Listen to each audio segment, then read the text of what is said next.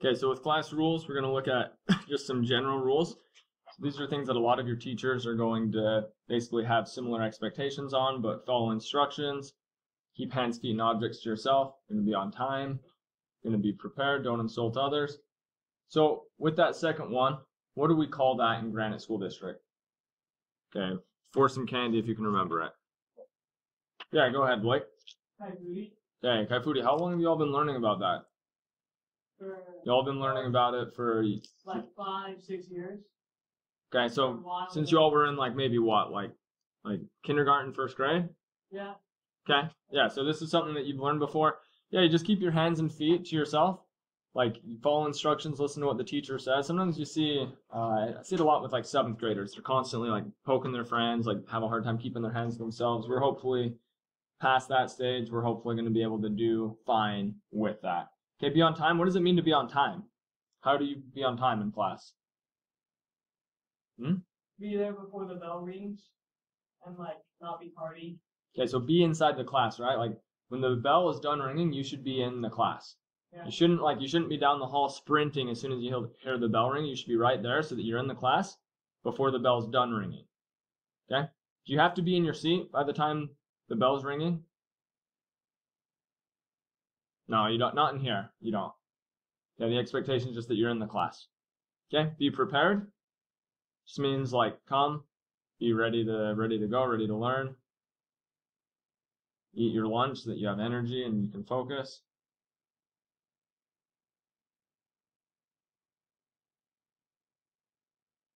Okay, and then do not insult others.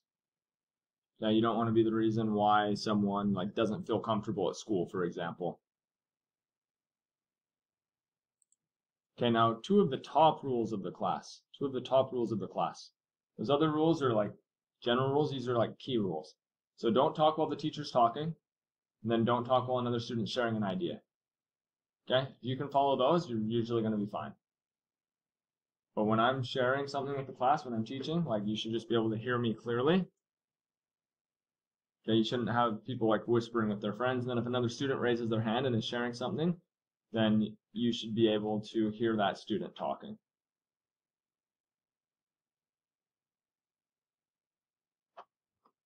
Okay, you all seen this before? It's Key and Peele. So in the video, it's basically like he's pretending to be a sub and he's mispronouncing everyone's names. And then when they try to correct him, they get mad, or he gets mad. I just show that because it's like just a funny video of like a sub. And so when it comes to school, like comes to like having subs, like you're expected to behave for them. Do you think it's easy to be a substitute teacher? In a lot of ways, it's harder than being a regular teacher. Students sometimes behave worse for the subs than they do the regular teachers.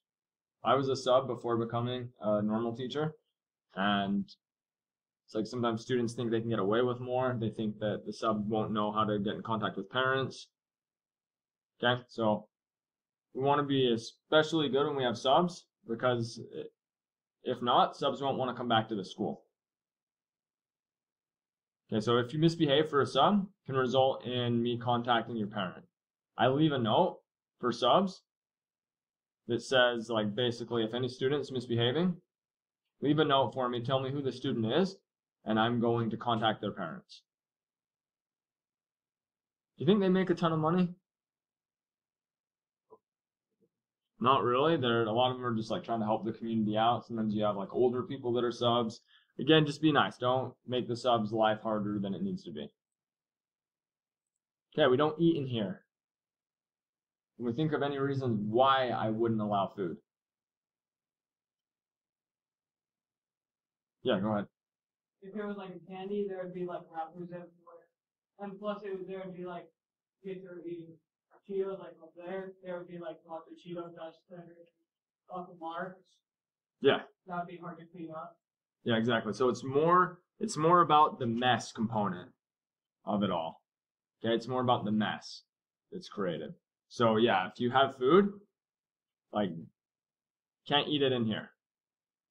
I don't want people to be, it's not that I want people to be starving or I don't want people to be hungry. If, let's say you weren't able to eat lunch, if you tell me that you didn't eat lunch and you have a bag of chips, sometimes I'll say, okay, go ahead and step out, take like 3 minutes, eat as much as you can, then come back in, wash your hands before you are using Chromebooks.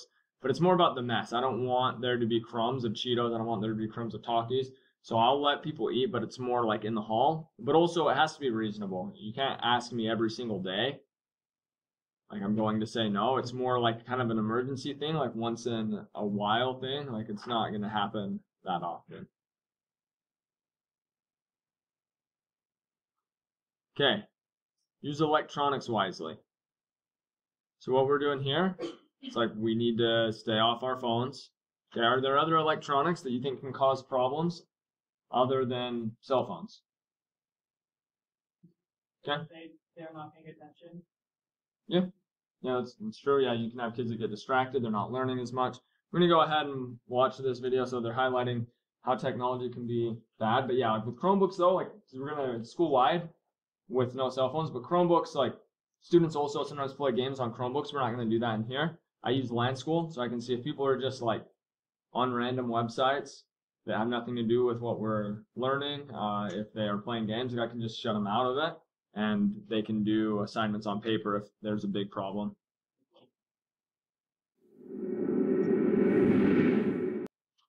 So again, the main idea from that is they're saying that basically using electronics, it can lead to poor academic results. It's like means like less learning, like grades are worse, test scores are worse. Okay, we're gonna go over kind of the escalation of consequences. So most of you will be fine with this, but this is just showing like if you are being loud, if you're being disruptive, if I have to continually talk to you about your behavior, these are the steps of what will happen. So the first one is that you'll receive a warning. Okay, that's the first step. You'll receive a warning. And then it's a refocus sheet. And then from there, you might have to do like a think time form in someone else's class, like another teacher's class. So a lot of you are familiar with this stuff, right? If you were here last year. So you might have to do something in another person's class. Okay, then you have parent contact. You have administrator meetings. Do you think that if you have to meet with an administrator that you're gonna like get in trouble at home? Maybe it just depends on the person, depends on the parents. Now, I'll tell you all one thing. I don't know if other teachers have told you this, but I do think you have a right to know. So teachers have a software where they can report students. And so if a student's being like pretty loud and disruptive, the teacher can report them in this software. And so then if you have a student that's like, let's say they cause problems in multiple classes, like if all of their teachers are reporting them, the principals can see that, and also they can show it to the parents. So that way, let's say a parent comes in for a meeting, if the student tries to like not be honest and say like, oh, I didn't do anything, I only got in trouble this once, the principal or assistant principal, they can show a list of everything that all the teachers have been writing, and that can lead to the student getting in trouble. So again, you just want to be good like from the beginning, and it shouldn't be a problem. Okay, we're going to talk about these procedures. Okay, so these are procedures like how you should come into class, what to do if you're absent, getting to work or turning in assignments. So let's start with the first one. How do you think you should come into class every day? Yeah. Okay, quiet, go to your seat right away. Yeah, we'll start getting Chromebooks soon. But yeah, you basically come in, get your Chromebook, and you just sit down. Not a big deal, not a lot of like stress, but yeah, just get your stuff, sit down. Okay, what do you think you should do if you're absent? What do you think you should do if you're absent? Where should you check? Canvas, yeah, go into Canvas. Okay, and then when it comes to turning in assignments, where do we guess we would turn in assignments?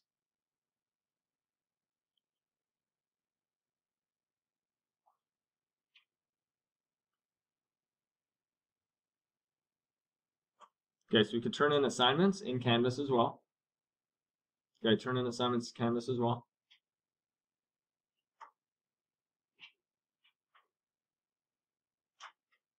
Okay, what do you do when the teacher is talking?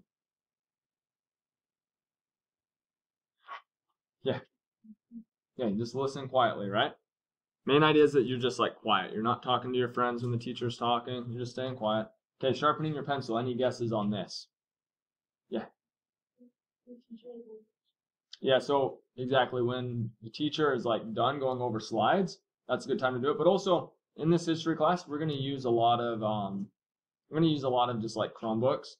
And so you shouldn't need to sharpen a pencil that often. But yeah, if you do, you just usually wait till the teacher's like done teaching, then you can go. Okay, leaving the classroom. What do we do with leaving the classroom if you need to use a hall pass? Basically, just ask, and then if you look at the front of the room, there's like a kind of reddish clipboard. That's what you take for the hall pass. Okay, so you take the clipboard for the hall pass. Okay, do we have any questions there?